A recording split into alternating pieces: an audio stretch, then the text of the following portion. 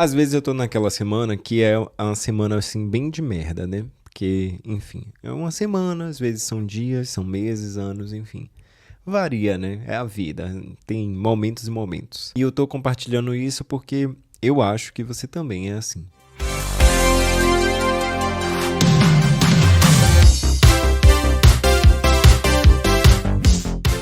Situações de merda, né? Essas são corriqueiras na nossa vida, principalmente se você é. Eu ia dizer principalmente se você é um jovem adulto, mas enfim. Vários momentos da vida, várias fases, essas situações de merda, elas sempre estão lá para nos acompanhar. E eu acho que elas só vão parar no dia que a gente for, ó, de arrasta. Eu acho que viver tem um pouco de situações de merda, né? E aí, enfim, desde aquelas situações que são mais sérias de fato, até aquelas situações que são mais corriqueiras, mais engraçadas.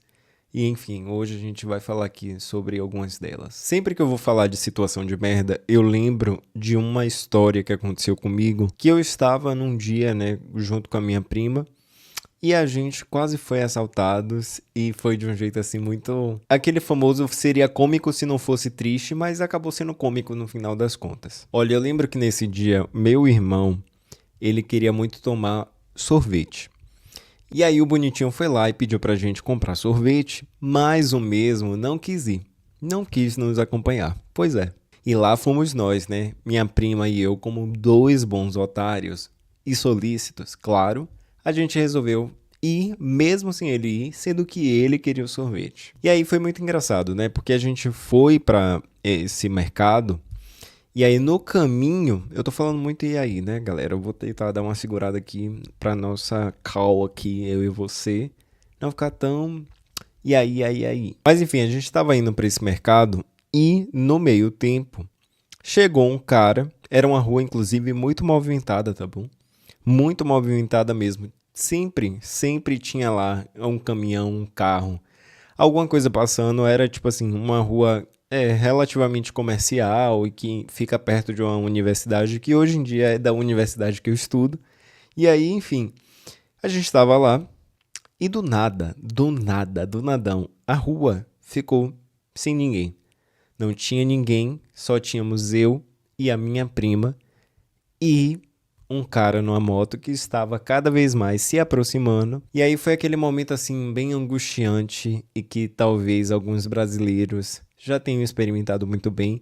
E não só brasileiros, hein? Porque aqui a gente não trabalha com vira-latismo, não. Vários países de fora também, inclusive recentemente, né? Alguns países da Europa estavam tendo aí problemas com pickpocket, com coisas assim.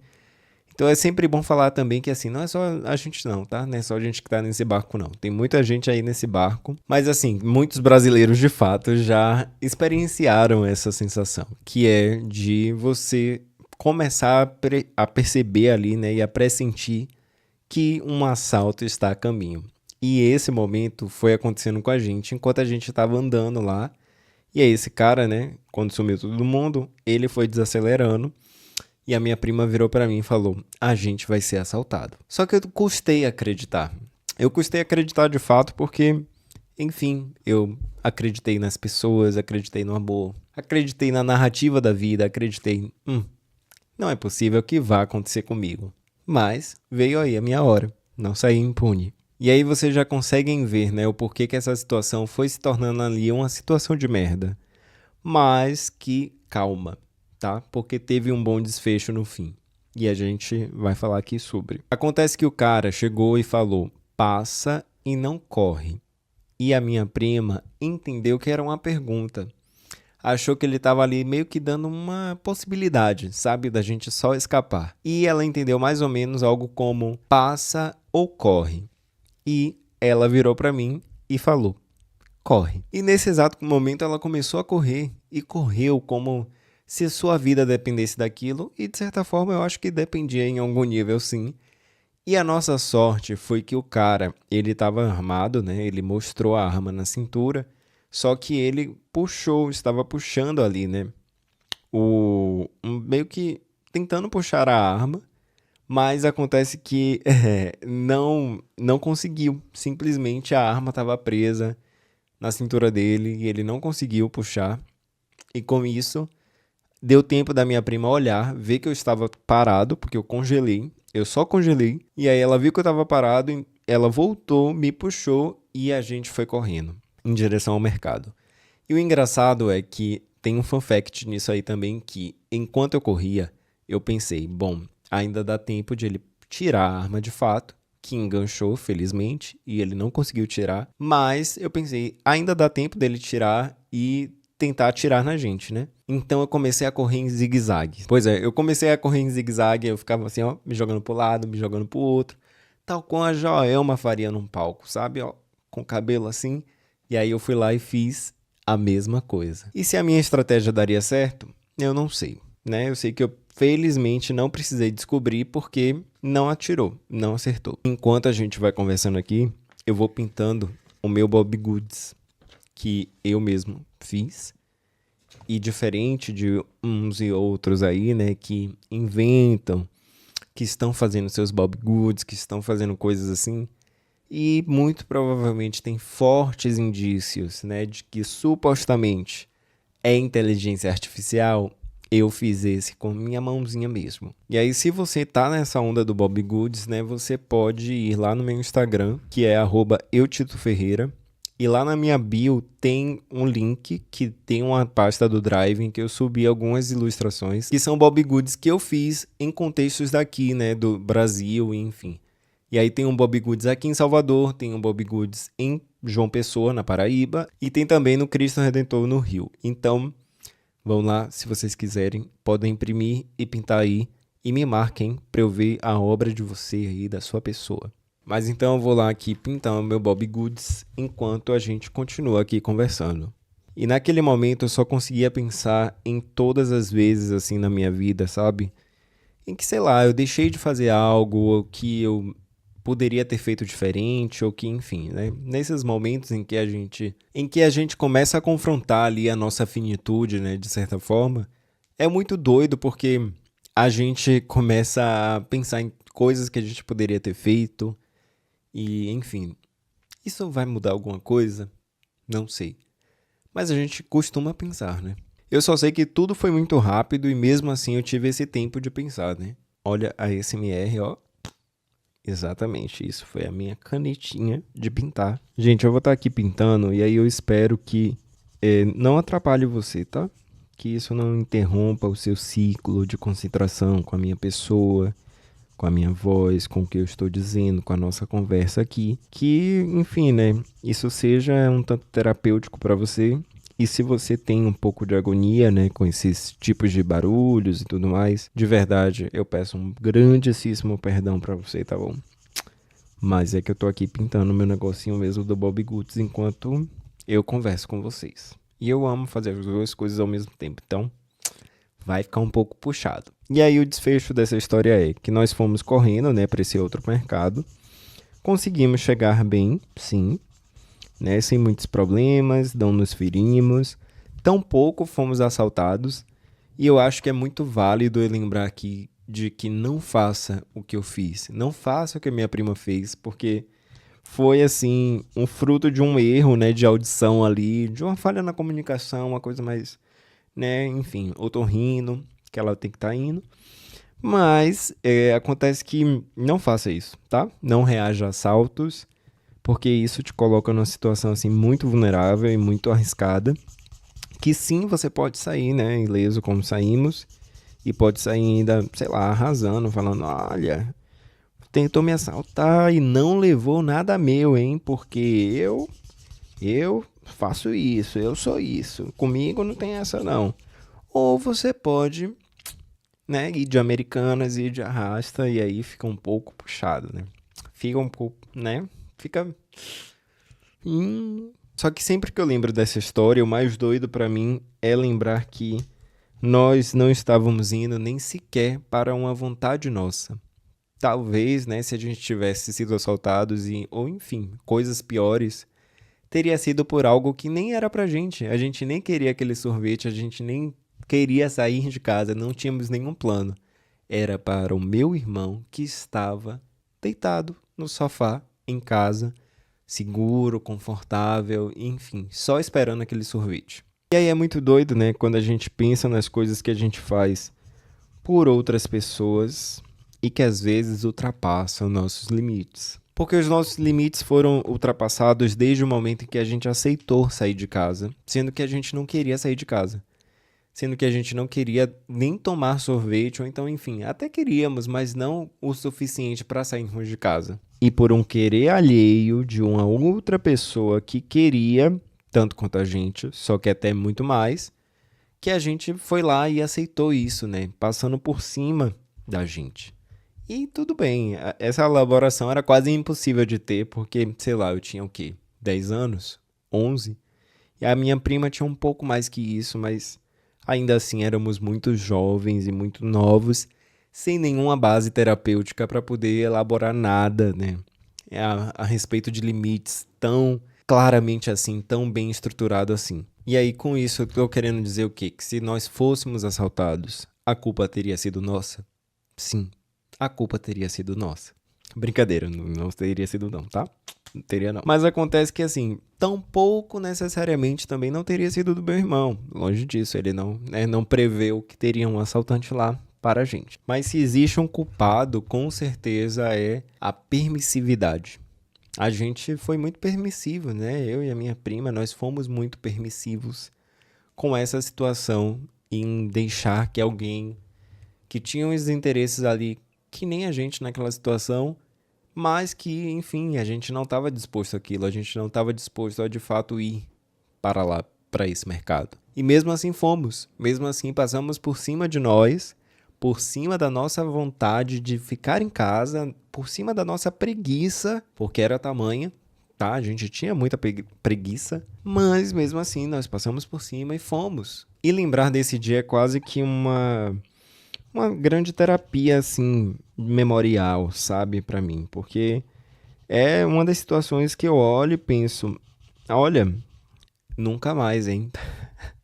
Nunca mais. Se um dia eu for assaltado, que seja ao menos indo para algo ou por, enfim, em um contexto de algo que eu estava fazendo por mim e não por outra pessoa.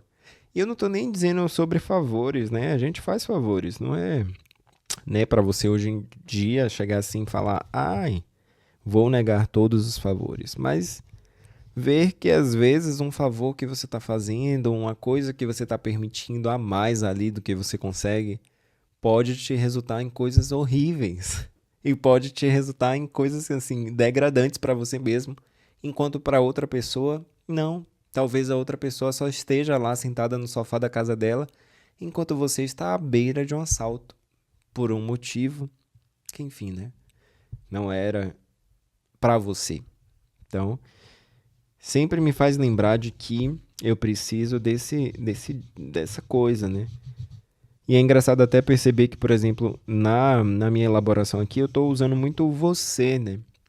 Que é essa pessoa aí, você mesmo que está me assistindo. Sendo que no fim é sobre mim. Claro, talvez seja sobre você também. Talvez você esteja ouvindo e se identificando com as coisas que eu estou dizendo. Mas no fim é sobre mim.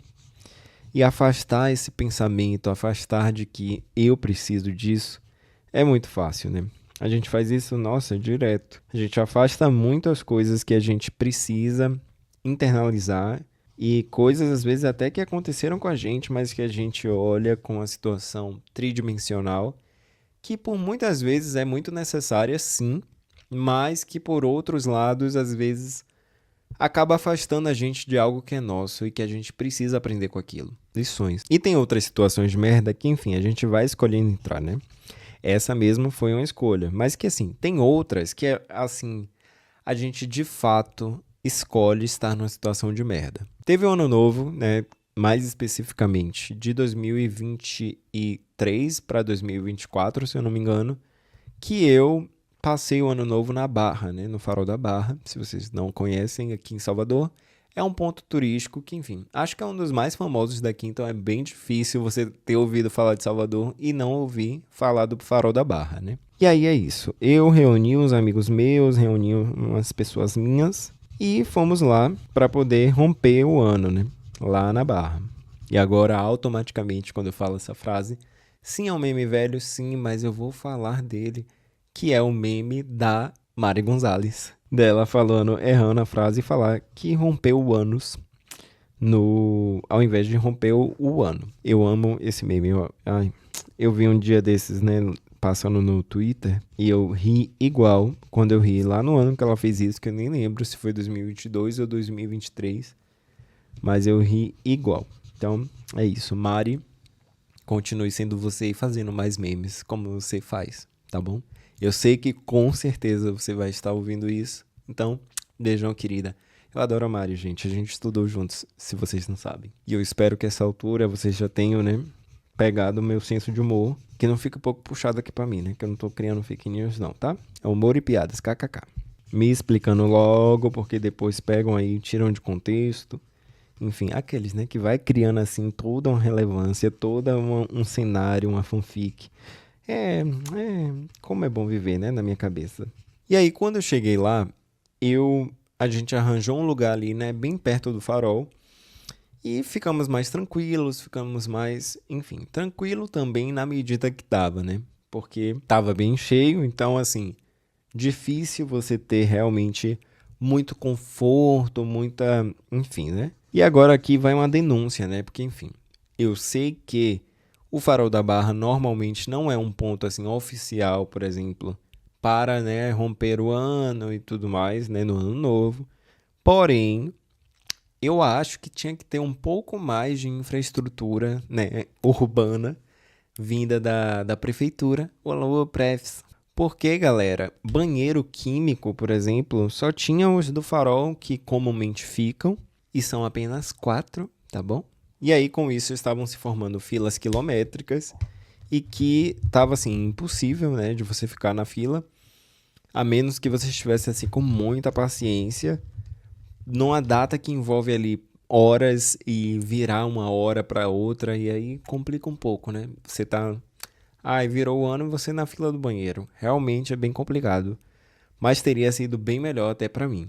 Porque o que acontece? Depois de algumas taças de vinhos e coisas assim, lembrando que eu ainda não sei exatamente quem aí que tá me ouvindo, então se você tiver menos de 18, não faça isso, tá? Não tome, não ingira, não consuma, né, bebidas alcoólicas, tá? Eu sou uma pessoa maior de idade.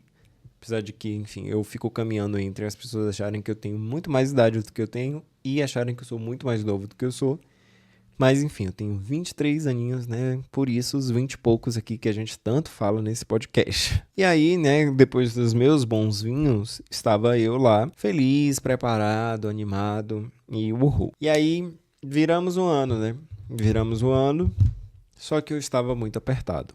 Como eu falei, eu passei algum tempo ali na fila de espera do banheiro, mas eu percebi que a fila estava muito grande e que eu perderia a virada.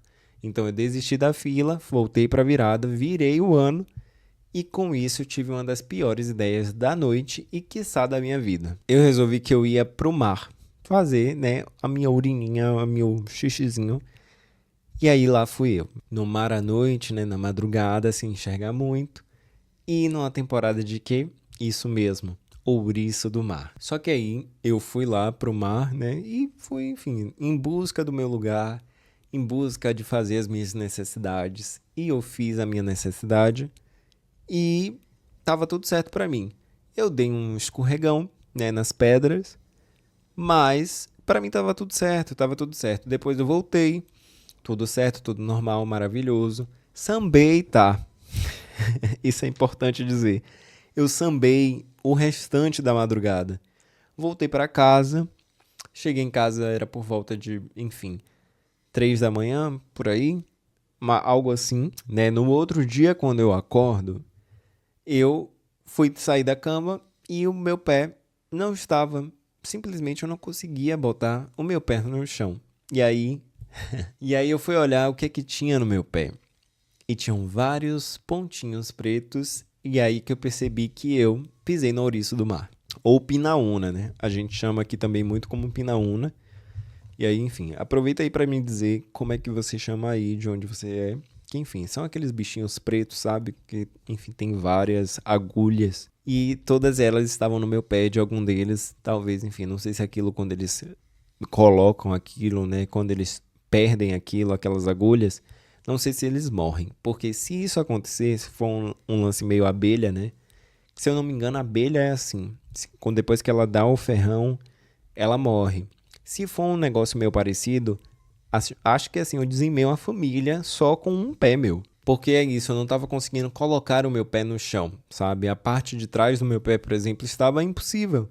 Impossível de colocar no chão. E aí corta pra eu tendo que fazer o quê? Isso mesmo, ir pra UPA.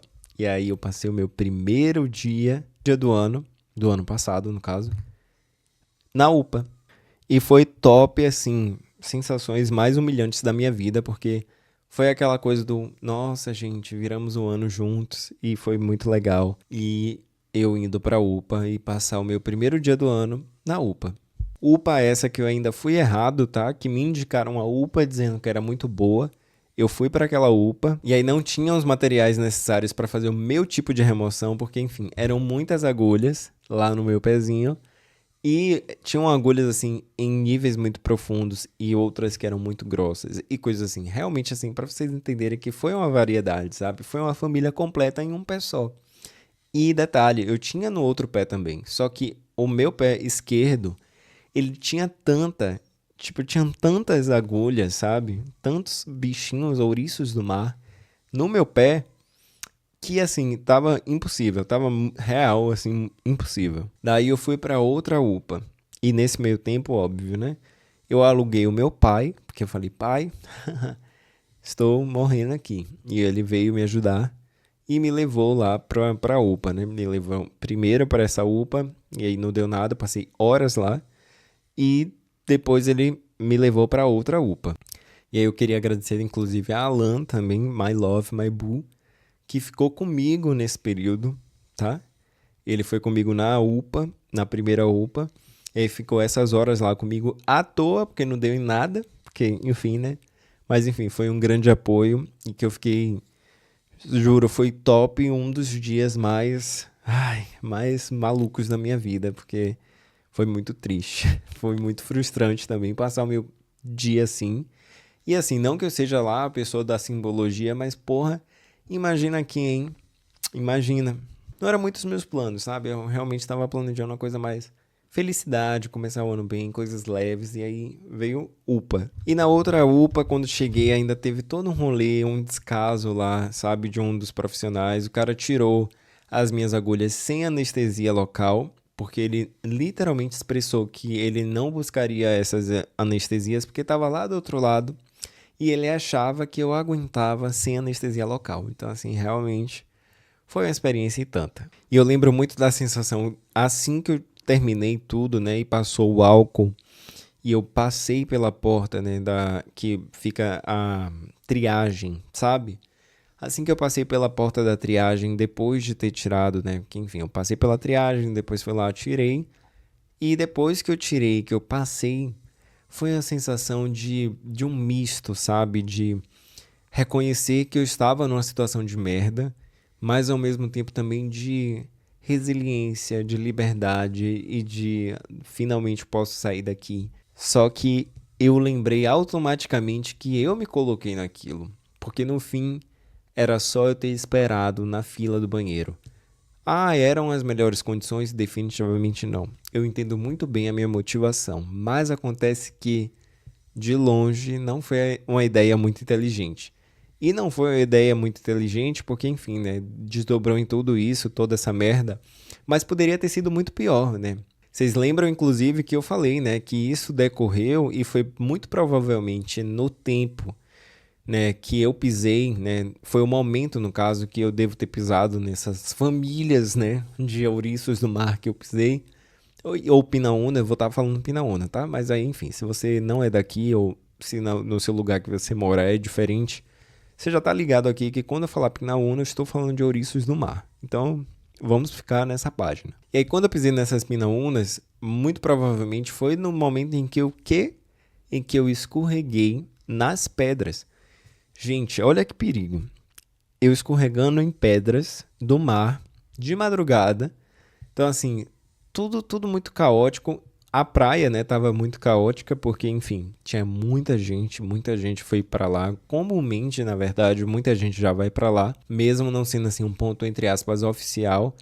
É um ponto oficial de queima de fogos, mas não de estrutura aparentemente, né? Porque, enfim, 4 banheiros, kkk. E aí foi uma situação de merda, mas que poderia ter sido bem pior ainda. Bem pior mesmo. Então, é algo a se pensar, sabe? É algo a se pensar de quantas situações de merda você acaba se colocando por voluntariedade, por você estar indo ali ó, de jeito voluntário e se enfiando nisso. E eu trouxe aqui ao longo do episódio, né, algumas situações assim mais palpáveis, mais, enfim, narrativas até, mas isso se estende também para decisões de vida, né? Tipo, pessoas com quem você se relaciona, momentos em que você escolhe tomar determinadas decisões, sabe, para sua vida. E você sabe que às vezes tem um risco ali, tem um risco iminente, sabe? Eu sabia que tinha um risco iminente de desistir da fila do banheiro para ir para o mar, mas na minha cabeça estava tudo sob controle. Tudo bem que eu estava levemente alcoolizado e isso é um detalhe, né, importante na história, que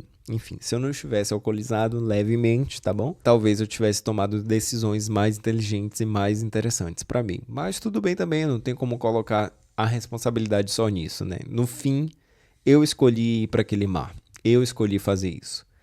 E quantas coisas você escolhe entrar, mesmo tendo ali um risco iminente, sabe? Quantas coisas você resolve procurar uma sarna para se coçar? Porque no final das contas é sobre isso. Você está procurando sarnas para se coçar. Tem situações de merda que, enfim, são situações de merda mesmo, acontece. Tem dias, inclusive, que parece que tá dando tudo errado ali, minimamente, desde que você acorda e bota o seu pé para fora da cama.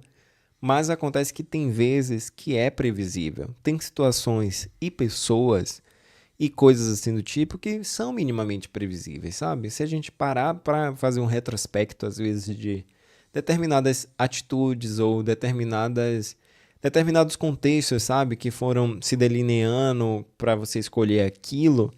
Se você olhar bem assim, sabe? Minimamente, você percebe que, enfim, já era uma tragédia premeditada e anunciada, e só você que escolheu continuar. E aí você deve estar se perguntando, de repente, um fecho? De repente, estou eu aqui dando um fecho em você? E sim, estou dando um fecho em você. Mas não é pra você. É pra mim mesmo. Como eu já disse em alguns outros episódios, né? Esse podcast não tem nenhuma obrigação de te dar conclusões sobre nada. Mas se isso acontecer, que bom.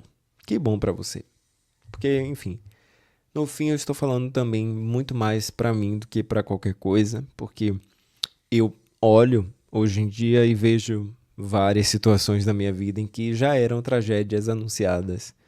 E mesmo assim eu resolvi insistir, sabe? Eu mesmo assim, eu acreditei que aquilo fosse mudar, ou tampouco às vezes pensei no que aquilo podia desdobrar, sabe? Tampouco às vezes eu pensei de fato naquilo antes de fazer, antes de continuar, de permanecer e de aceitar. Porque no fim, desde eu ter aceitado comprar o sorvete do meu irmão junto com a minha prima, sendo que a gente nem queria aquele sorvete tanto assim ao ponto de sair de casa, já fui eu ali sendo permissivo e tendo uma espécie de tragédia anunciada ali, mesmo sem saber e sem obviamente imaginar, né, de que a gente poderia ser assaltados, mas que no fim era uma tragédia anunciada, mesmo que a gente não tivesse sido assaltados. Foi uma tragédia anunciada a gente ter aceitado ir comprar esse sorvete e nos abnegando, sabe? Abnegando as nossas vontades de ficar em casa, abnegando as nossas vontades de realmente entender que a gente queria, mas não o suficiente, enquanto ele estava no conforto dele. E talvez você esteja se perguntando, você está amplificando muito sorvete. E eu estou amplificando muito sorvete. Mas no fim não é só sobre sorvete e você sabe disso, porque eu acho que você também é assim. Eu espero que você tenha gostado desse episódio, que, enfim, ele tenha te ajudado de alguma forma ou tenha conversado com você ao menos de alguma forma. Não esquece de me seguir nas redes sociais se você quiser acompanhar mais de mim, né? Enfim, tudo @eutitoferreira. E lá eu mostro mais a minha vida, ainda mais, né? Outras facetas das coisas que eu faço e falo com vocês. Eu vejo vocês no próximo episódio e é isso. Beijo.